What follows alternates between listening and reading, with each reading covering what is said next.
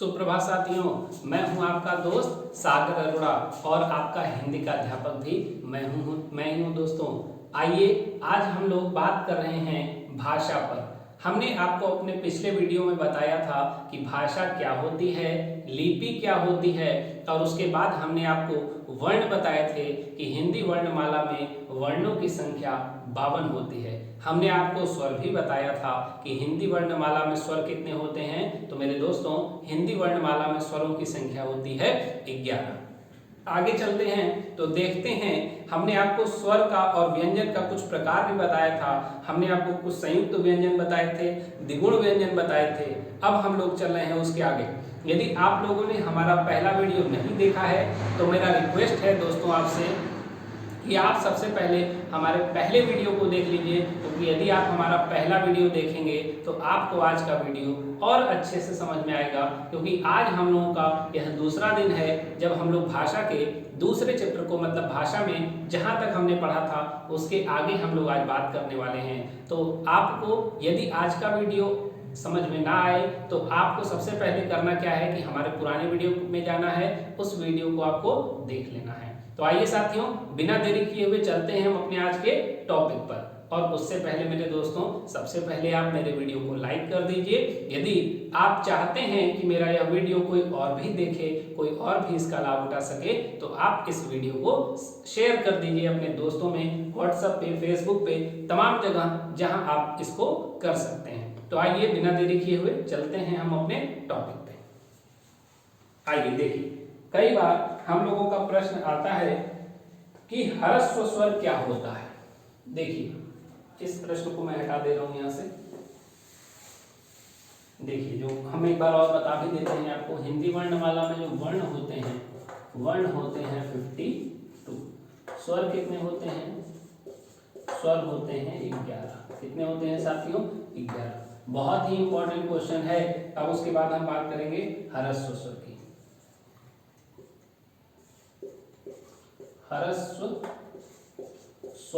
ह्रस्व स्वर क्या होता है साथियों? तो बहुत इंपॉर्टेंट है, यह प्रश्न में आता है। तो देखिए, अ, ई, उ, ए और ओ। देखिए साथियों, मैंने आपको बताया था क्या होता है स्वर। तो देखिए, हमने आपको बताया था अ, आ, ई, फिर उसके बाद बड़ी ई, फिर उ मतलब छोटा उ, फिर बड़ा उ। अब आ ई उ उ। फिर उसके बाद क्या होता है मेरे दोस्तों? ऋषि, री से ऋषि। फिर उसके बाद ए, फिर उसके बाद हमने आपको बताया था ए, फिर हमने आपको बताया था ओ, फिर हमने आपको बताया था औ। तो देखिए दोस्तों, ये 11 है। 1 2 3 4 5 6 7 8 9 10 और 11, जैसा हमने आपको यहाँ पर लिख के दिखाया। लेकिन हम बात कर रहे हैं ह्रस्व स्वर की। आप इसको ऐसे भी याद रख सकते हैं, ह्रस्व स्वर का मतलब आप याद रख लीजिए मेरे दोस्तों, छोटा। क्या याद रखेंगे? छोटा। जैसे आप लोगों ने पढ़ा होगा छोटा उ बड़ा उ, तो हमें क्या याद रखना है मेरे दोस्तों?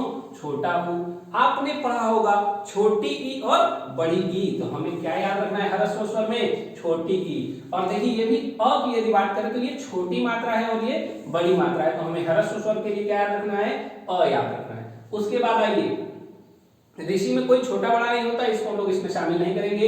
ये देखिए, ए है, ये ए है, इसको भी हम लोग छोटा कंसीडर करेंगे और यहाँ पर हम लोगों ने ए लिखा हुआ है। और देखिए, ये ओ है, ये ओ है, तो छोटा ये है, तो यहाँ पर इसको कंसीडर करेंगे। तो आप बता सकते हैं कि ह्रस्व स्वर में क्या आएगा? तो पहले बताएंगे अ आएगा, फिर बताएंगे छोटी ई आएगी, उसके बाद बताएंगे छोटा उ आएगा, फिर बताएंगे ए आएगा और फिर बताएंगे ओ आएगा। मतलब जितने छोटे वाले स्वर हैं हम यदि उनको ले लें तो वो कहाँ आ जाएगा मेरे दोस्तों?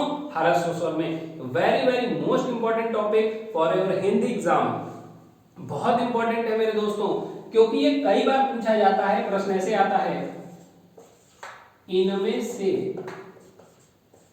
कौन सा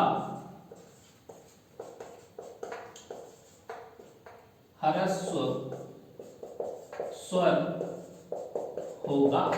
अब आपके पास 4 ऑप्शन रहते हैं, ए, बी, सी और डी। अब आपको दे देगा, सबसे पहले क्या देगा? पहला ऑप्शन ये दे दिया, दूसरा ऑप्शन आपका ये दे दिया, तीसरा ऑप्शन आपका ये दे दिया और चौथा ऑप्शन आपका ये दे दिया। तो देखिए ये बड़ा ऊ है दोस्तों। अब देखिए आप यहाँ देख सकते हैं बड़ा ऊ, तो बड़ा वाला मामला कट हो जाएगा, ऋषि से कोई मतलब नहीं है। यहाँ देखिए आ, तो ये भी बड़ा है, कट हो जाएगा। तो ये छोटा वाला मामला जो रहेगा वो आपका ह्रस्व स्वर कहलाएगा। क्या कहलाएगा मेरे दोस्तों? ह्रस्व स्वर। तो देखिए हमने आपको एक शॉर्टकट ट्रिक बताई है। ह्रस्व स्वर मतलब क्या होगा दोस्तों? छोटा होगा। आप आसानी समझ सकते हैं कि छोटा मतलब ह्रस्व स्वर। आप आइए देखिए यहाँ पर, और देखिए छोटा है, यहाँ छोटी ई, छोटा ऊ, फिर आइए ए और ए में मिलाएंगे तो ए छोटा, ओ और औ में मिलाएंगे तो और छोटा। तो आसानी से बता सकते हैं कि ह्रस्व स्वर क्या होता है। तो आप बताएंगे ह्रस्व स्वर की संख्या कितनी होती है मेरे दोस्तों? 5 होती है। कितनी होती है? 5 होती है। चलिए चलते हैं आगे अपने टॉपिक पे। उसके बाद ये तो हो गया ह्रस्व स्वर। फिर से हम चलते हैं स्वर पे और देखते हैं कि आगे हमारा स्वर हमें क्या कहना चाहता है। अब देखिए जो हम लोग बात करने वाले हैं वो बात करने वाले हैं दीर्घ स्वर पे। किस पे बात करने वाले हैं? दीर्घ स्वर।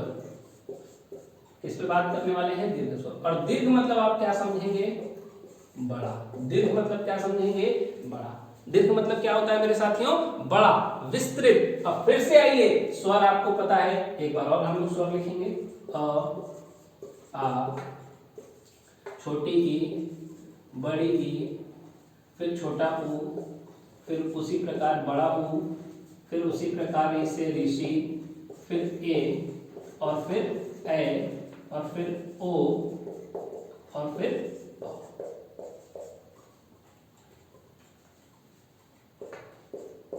देखिए ये है अ, ये है आ, ये है छोटी ई, ये है बड़ी ई, ये है ऊ, ये है बड़ा ऊ, ये ऋषि है, ये ए ओ और औ। मिला लीजिए 1 2 3 4 5 6 7 8 9 10 और 11। तो स्वर की संख्या क्या होती है मेरे दोस्तों? 11 होती है। अब हम लोग बात करने वाले हैं दीर्घ स्वर पे। तो अच्छा सोचिए, जब ह्रस्व स्वर को छोटा कहा गया, ह्रस्व स्वर को क्या कहा गया मेरे दोस्तों? छोटा। ह्रस्व स्वर को क्या कहा गया? छोटा। दीर्घ स्वर को क्या कहा जा रहा है मित्रों? बड़ा। तो आइए अब देखते हैं इसमें बड़ा कौन है। तो देखिए यहाँ पे आ बड़ा है, तो देखिए इसको पहले लिख लीजिए। फिर देखिए यहाँ पे बड़ी ई बड़ी है, आइए बड़ी ई को लिख लिया जाए। फिर यहाँ पे देखिए बड़ा ऊ बड़ा है, तो आइए बड़ा ऊ को भी लिख लिया जाता है। फिर देखिए री को छोड़ दीजिए, ए और ए में से कौन बड़ा होगा? तो मेरे दोस्तों बता दीजिए, ए बड़ा होगा। कौन क्या बड़ा होगा? ए। अब ओ और ओ की जब बारी आएगी तो आप बताएंगे औ बड़ा होगा। क्या कौन सा बड़ा होगा दोस्तों? औ। क्या बड़ा होगा? औ। तो देखिए 1 2 3 4 और 5, तो इसकी भी संख्या कितनी हो गई मेरे दोस्तों? 5 हो गई। और इसकी भी संख्या कितनी हो गई? 5 हो गई। कितनी हो गई संख्या? 5। तो देखिए ह्रस्व स्वर मतलब आप याद रखिए छोटा, मतलब ये 1 2 3 4 और 5, ये आपका ह्रस्व स्वर है। इसको याद कर लीजिए ह से, इसको याद कर लीजिए ह से, और इसको याद कर लीजिए द से। द मतलब दीर्घ, इसको याद कर लीजिए किससे? द से। तो बहुत ही आसान है। ह्रस्व स्वर में अ आएगा, छोटी ई आएगी, छोटा ऊ आएगा, ए आएगा और ओ आएगा। और ठीक उसी प्रकार दीर्घ स्वर में क्या आएगा दोस्तों? अ के बाद आता है आ, और आ होता है बड़ा, तो आपको किस पर जाना है? आ पर जाना है। उसके बाद आइए छोटी ई, तो छोटी ई से हमें कोई मतलब नहीं है, हमें आ जाना है बड़ी ई पर। तो दीर्घ स्वर में आएंगे तो बड़ी ई। फिर आता है छोटा ऊ, तो हमें पता है छोटा वाला मामला ह्रस्व स्वर का चलता है, हमें आना है अपने बड़े ऊ पर, और बड़ा ऊ मतलब दीर्घ स्वर। उसके बाद आइए ऊ के बाद ए और ए में, तो मेरे दोस्तों ए छोटा होता है और ए बड़ा होता है। तो आप आसानी से बता सकते हैं यहाँ पर दीर्घ स्वर में आपका आएगा ए, फिर ओ और औ में आएंगे तो आप आसानी से बताएंगे बड़ा वाला होता है औ, और आपका ये दीर्घ स्वर कंप्लीट हो जाएगा। चलिए दोस्तों चलते हैं आगे। आप लोगों को जो भी पढ़ाया जा रहा है आप इसका अच्छे से नोट्स बनाइए, ताकि आपको आगे आने वाले समय में जो भी आप एग्जाम दें उसमें कोई भी दिक्कत ना आने पाए। दोस्तों यदि आपको मेरा वीडियो पसंद आ रहा है तो आप इस वीडियो को सबसे पहले लाइक कीजिए और अपने ढेर सारे दोस्तों तक पहुंचाइए। अपने लिए नहीं साथियों, उनके लिए सोचिए जो पैसे की कमी के कारण पढ़ नहीं पा रहे हैं, उनको किसी प्रकार की कोई दिक्कत है तो मेरा एक वीडियो उनको उनकी मंजिल तक पहुंचा सकता है मेरे दोस्तों। तो आपको करना बस इतना है, मेरे वीडियो को लाइक करना है, इसे अपने दोस्तों तक पहुंचाना है। तो इस वीडियो को ज्यादा से ज्यादा शेयर कीजिए। चलिए चलते हैं हम लोग आगे। हम लोगों ने ह्रस्व स्वर पढ़ लिया, हम लोगों ने दीर्घ स्वर पढ़ लिया। अब हम लोग चलेंगे आगे। अब देखिए कुछ स्वर ऐसे होते हैं, अभी हम लोग बात कर रहे हैं किस पे, स्वर पे बात कर रहे हैं। किस पे बात कर रहे हैं, स्वर पे, स्वर पे बात कर रहे हैं दोस्तों। अब देखिए कुछ स्वर ऐसे होते हैं जिनकी ध्वनि कहां से निकलती है, इससे बहुत प्रश्न आते हैं हमारे पेपर में। ध्वनि, कुछ ध्वनि कंठ से निकलती है, कुछ ध्वनि मूर्धन्य से निकलती है, कुछ ध्वनि होठों से निकलती है, कुछ के लिए जीभ का सहारा लेना पड़ता है। तो आइए देखते हैं कि कुछ स्वर जो हैं वो उसकी जो ध्वनि है, जो आवाज है, वो कहां से आती है। देखिए स्वर अलग है, व्यंजन अलग है। अभी हम लोग बात कर रहे हैं स्वर की, तो सिर्फ और सिर्फ स्वर पढ़ेंगे।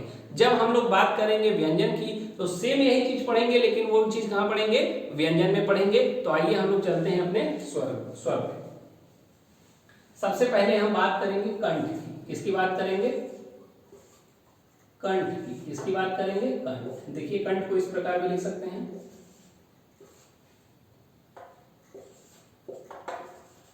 देखिए इस प्रकार भी आप कंठ को लिख सकते हैं। कई लोग इस प्रकार लिखते हैं, कई लोग इस प्रकार लिखते हैं। तो देखिए कंठ से जो ध्वनि निकलेगी वो देखिए अ निकलेगी, और कौन सी निकलेगी, अह निकलेगी। कितनी निकलेगी, अ निकलेगी और अह निकलेगी। आप मेरे साथ साथ बोलिए अ। देखिए आवाज यहां से आएगी। कंठ मतलब क्या होता है मेरे दोस्तों, ये गला। आप बोलिए अ, देखिए आवाज मुंह पूरा खुलेगा और आवाज आएगी यहां से अ। देखिए यहां अपना हाथ रखिए और बोलिए अ, और फिर बोलिए अह। तो आपको यहाँ पर एक वाइब्रेशन महसूस होगा साथियों, जिससे आप बता सकते हैं कि अ और अह कहां से बोला जा रहा है। आपको कुछ भी नहीं करना। यदि आए कंठ, हाथ रख लीजिए गले पे, चार ऑप्शन आपको जो मिले हैं यहाँ पकड़ के बोलिए अ, आ, जो भी आपको मिला है आप बोलेंगे अ। आपको पूरी आवाज कंठ से आने वाली है दोस्तों। उसके बाद कहेंगे आप अह, तो आपको पूरी आवाज कहां से आने वाली है, कंठ से आने वाली है। तो याद रख लीजिए, यदि आपसे पूछे इनमें से कौन सा स्वर कंठ से निकला है, तो आप बस अ पे जाइएगा और अह पे जाइएगा। इन दोनों में से जो भी आपके ऑप्शन में रहेगा आप इस पे टिक कर दीजिएगा, आपका उत्तर सही हो जाएगा। दूसरे पे चलते हैं, तालु। दूसरे नंबर पे चलेंगे, तालव्य। तालव्य का मतलब क्या होता है, तालु। तालु समझते हैं, आइए। अब तालु में कौन सा स्वर होता है, तो ई होता है। कौन सा स्वर होता है दोस्तों, ई होता है। देखिए आप बोलिए ई। देखिए आपकी जीभ जो है आपके तलुए में पीछे सट रही होगी। आपकी जीभ आपके तलुए में पीछे ऊपर की ओर, ई। आप कहेंगे पीछे का जीभ का हिस्सा ऊपर टच होगा, तो उसे ही हम क्या कहते हैं, तालव्य कहते हैं, या तो तालु कहते हैं। तो आपके पेपर में तालव्य लिखेगा, मैंने तालु आपको समझाने को लिखा है। उसके बाद आइए 3 नंबर पे, ये होता है मूर्धन्य। क्या होता है दोस्तों, मूर्धन्य। मूर्धन्य, मूर्धन्य से कौन सी आवाज निकलती है, तो आप आसानी से बता सकते हैं कि मूर्धन्य से एक ही आवाज निकलती है, वो है ऋ से ऋषि की। तो आपको यदि पूछा जाए मूर्धन्य, मूर्धन्य का मतलब क्या होता है दोस्तों, जिसके पास बहुत बुद्धि हो, तो आपसे कुछ भी पूछे कि मूर्धन्य की आवाज कहां से निकलती है, तो बोलिए री। री जब बोलेंगे तो आपकी जीभ जो है आगे की नीचे टच होगी, री। देखिए री, ये जीभ टच हो रही है साथियों, तो इसी को प्लेस को कहते हैं मूर्धन्य। मतलब मुख के एकदम आगे के भाग से ये निकल रहा है। तो आप मूर्धन्य में जब जाएंगे तो आप किस पर लगा कर आएंगे अपना उत्तर, री पे। तो मूर्धन्य स्वर यदि आपसे पूछा जाए तो आपको री के साथ जाना होगा, आपको कुछ नहीं करना। आप सबसे पहले ऊपर याद रखिए, कंठ मतलब आवाज कहां से निकलेगी, गले से निकलेगी। तो 2 है इसमें, अ है और अह है। दूसरा हमने आपको बताया है तालव्य मतलब तालु, ई। आप देखेंगे पीछे के जीभ का हिस्सा ऊपर टच हो रहा है, तो वो होगा आपका तालव्य। और तीसरा हमने आपको बताया है मूर्धन्य। मूर्धन्य का मतलब क्या होगा मेरे दोस्तों, तो मूर्धन्य के लिए याद रखिए कि आपके जीभ का आगे का हिस्सा टच होने वाला है नीचे से। तो आप बोलिए री, तो नीचे और ऊपर दोनों टच हो रहा है, री।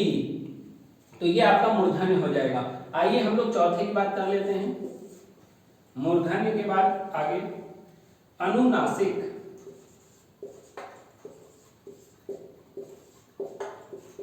अनुनासिक। जब हम लोग अनुनासिक की बात करेंगे तो अनुनासिक में सिर्फ एक है, वो है अंग। ये बिंदी याद रखिएगा, अंग। देखिए जब हम अनुनासिक की बात करेंगे तो जो आवाज है, नासिक का मतलब क्या हो गया, नाक। नासिक का मतलब क्या हो गया, नाक से। क्या हो गया मेरे दोस्तों, नाक से। जब कोई आवाज आपकी नाक से निकलती है, जैसे हिमेश रेशमिया जब गाना गाता था तो उसका गाना था, जो भी वो गाता था तो वो नाक से गाता था। ठीक है, तो आप लोग भी हिमेश रेशमिया को याद कीजिए और आ जाइए, बोलिए अंग। देखिए जब आप अंग बोलेंगे तो आपकी जो आवाज है वो नाक से निकलेगी और आप आसानी से बता सकते हैं कि अनुनासिक स्वर में क्या होगा, अंग होगा। क्या होगा मेरे दोस्तों, अंग होगा। चलिए हम लोग चलते हैं आगे। ओष्ठ,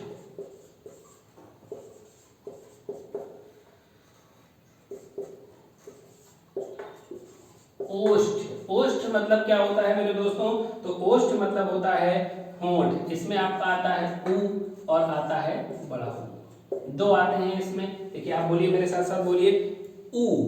ऊ जब बोलेंगे देखिए आपका मुंह जो है, होंठ जो है ऐसे खींच रहा है, ऊ ऊ। अब बड़ा बोलेंगे ऊ। ये देखिए आपके होंठ जो है ऐसे हो रहे हैं, स्ट्रेच हो रहा है थोड़ा सा।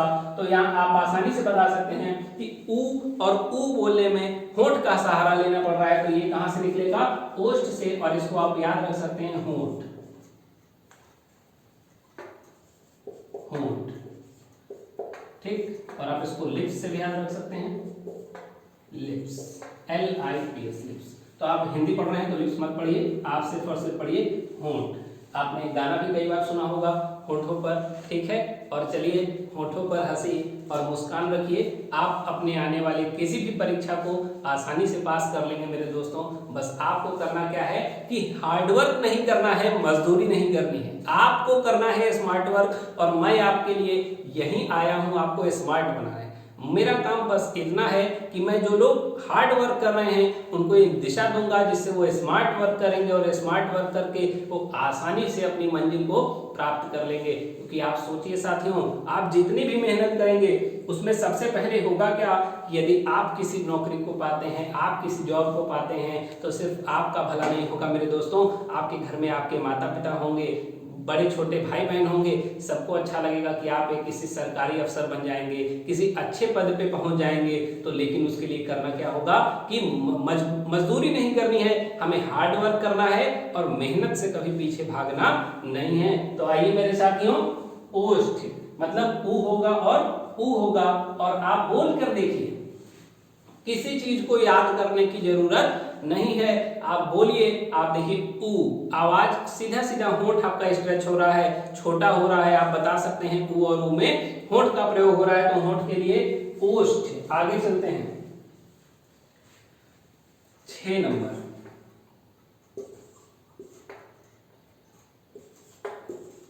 कंठ्योष्ठ। अब देखिए कंठ्योष्ठ में क्या आता है, तो आपका आएगा ओ और औ। ये देखिए कंठ मतलब क्या होता है, गला। कंठ मतलब क्या होता है मेरे दोस्तों, गला। और गला के साथ क्या होगा दोस्तों, ओष्ठ लिखा है ना, ओष्ठ मतलब अभी हमने आपको बताया होंठ। क्या हमने बताया आपको, होंठ। तो आइए देखिए, आप बोलिए ओ, बोलिए ओ। देखिए आवाज तो गले से निकल रही है तो गला तो इस्तेमाल हो रहा है मेरे दोस्तों, लेकिन आप देखिए ओ, जब आप ओ बोलेंगे तो आपका जो होंठ है ये भी स्ट्रेच होगा साथियों। तो आप बता सकते हैं कि ये गला और होंठ दोनों से है, इसलिए कंठ्योष्ठ हो जाएगा। क्या हो जाएगा दोस्तों, कंठ्योष्ठ। और देखिए ओ बोलिए, औ बोलेंगे तब भी आपके होंठ का एक्सप्रेशन आप देख सकते हैं कि बदल रहा है। आप बोलिए अ, देखिए होंठ का एक्सप्रेशन नहीं बदला। बोलिए आ, देखिए होंठ का एक्सप्रेशन नहीं बदलेगा। लेकिन जब आप आएंगे ओ और औ पे, मैं आपको पूरा बोलकर दिखाता हूँ। देखिए अ, आ, ई, उ, री, ए, देखिए नहीं बदल रहा है। जैसे ही आप आएंगे ओ, औ, देखिए तुरंत बदल जाएगा। उसके बाद आइए बोलेंगे ऊ, ऊ, देखिए तुरंत बदल रहा है। तो आपको कुछ नहीं करना, आपको बस समझना है कि कंठ्योष्ठ की जब बारी आएगी तो गले और होंठ में देखिएगा कि किसका संबंध बन रहा है, गला और होंठ दोनों इस्तेमाल हो रहा है। तो आप जानते हैं कि अ के लिए और अह के लिए, जब अ के लिए हम लोग गले का इस्तेमाल कर रहे थे, कंठ का इस्तेमाल कर रहे थे, तो जब भी कंठ और होंठ दोनों वाला आएगा उसमें अ तो जरूर रहेगा। देखिए इसमें भी आए और इसमें भी आए, तो आप इससे भी आसानी से इसको समझ सकते हैं। और आइए 7वें नंबर पे देखते हैं, जो कि हमारा आखिरी होगा।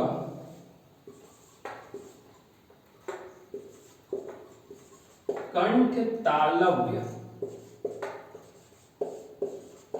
कंठ का मतलब क्या होता है, गला, और तालव्य का मतलब क्या होता है, तालु।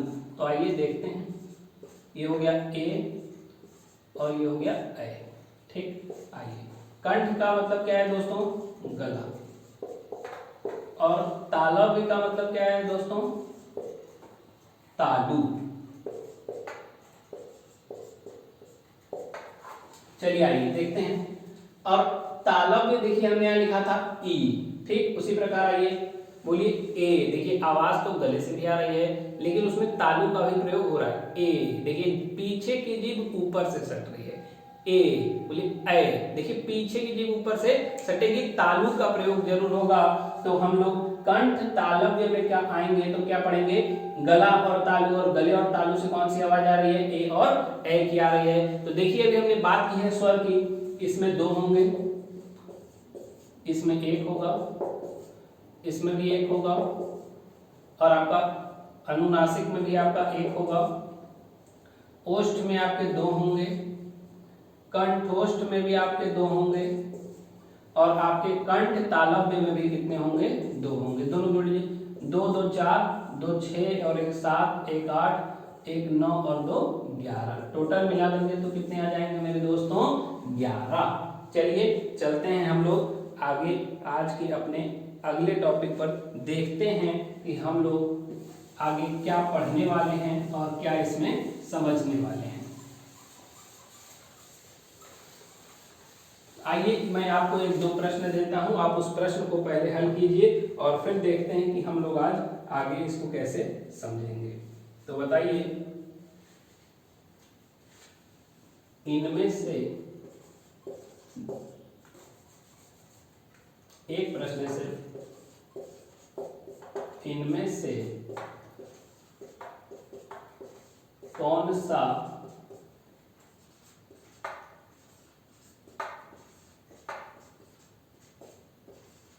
अनुनासिक स्वर होगा। अब आपके पास ऑप्शन आ रहे हैं ए, बी, सी और डी। पहला ऑप्शन है अ, दूसरा ऑप्शन है आ, तीसरा ऑप्शन है अंग और चौथा ऑप्शन है ओ। अब आपको बताना है इनमें से कौन सा अनुनासिक होगा। तो हमने आपको बताया है कि अनुनासिक क्या होता है, कौन सा होता है। तो आपको कुछ नहीं करना है, अनुनासिक, नासिक आया मतलब कहाँ क्या आएगा आवाज, नाक। आवाज कैसी आएगी, नाक। अब बताइए ऐसा कौन सा शब्द है जिसे बोला जाए तो आप